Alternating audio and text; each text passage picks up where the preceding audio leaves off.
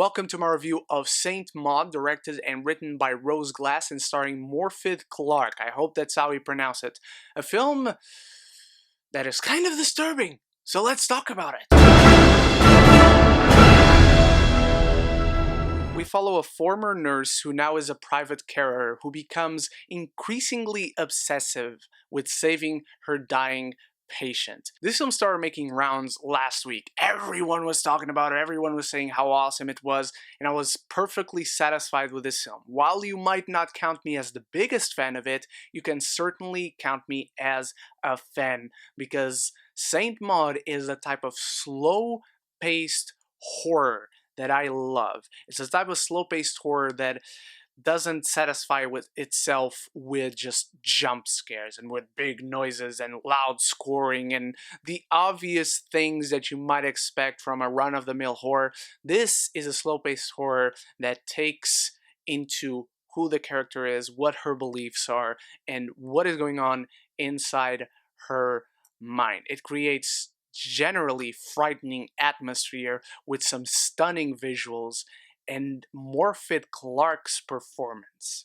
Wow. I don't remember ever seeing this young woman in anything before. I know she will play Galadriel in the Lord of the Rings Amazon TV series. That's literally my only exposure to her prior to watching this film. She's astonishing in this film. She is a work of art in and of herself. She is wonderfully wicked, and the film understands how nerve-wracking her performance and her character is, so it lingers on certain moments to make you feel uncertain of what direction she will go next, and it's extremely engaging. The score by Adam Janota Bzowski, I hope that's how we pronounce it, is also wonderfully wicked, as are certain sequences in this film when we just have our main character and the person she's taking care of. I think this is exactly the type of gratifying horror that will satisfy the craving of horror fans come this Halloween season, if it gets a VOD release or even if it gets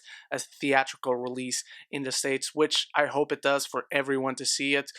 As far as issues are concerned, I feel like her past should have been delved more into. You understand her beliefs, you understand what she went through, what caused her to be in the current situation that she's in, but I wish we understood more of the difference of her now, since that incident that puts her in this situation occurred, than what she was before. We don't really understand this character beyond what happens in this story. So in that sense, it's not a very fleshed out character. But that's really it. It's just enough below the surface to make her something beyond one-dimensional, which is perfectly fine, perfectly satisfying. I just could see more of what could have been there. I also think the third act of the film was extremely rushed. It features a completely satisfying ending for what this story was. I just feel like the film got there a little bit too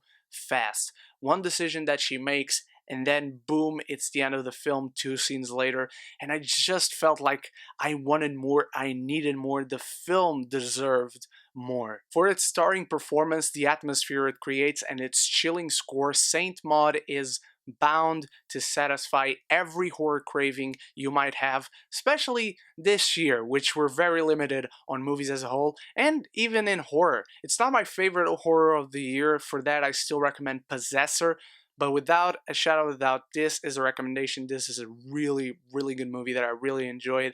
I'm giving Saint Maud a B. Now, my beautiful geekies, what did you think of Saint Maud, if you have seen it? And if not, are you looking forward to it? Let me know in the comments below, and thank you so much once more for watching. Check out my spoilers review for The Boys Season 2, my spoiler-free review for The Haunting of Bly Manor, and check out all the LFF reviews I'm putting up as these days go on, and some other interesting videos that might be coming. Thank you so much for watching once more. You are the best, and so until the next video, don't forget to stay beautiful, stay geeky, and please do share, like, and subscribe, because it really helps me and the channel out, but most importantly, above everything else, forever and always, love each other and love the movies.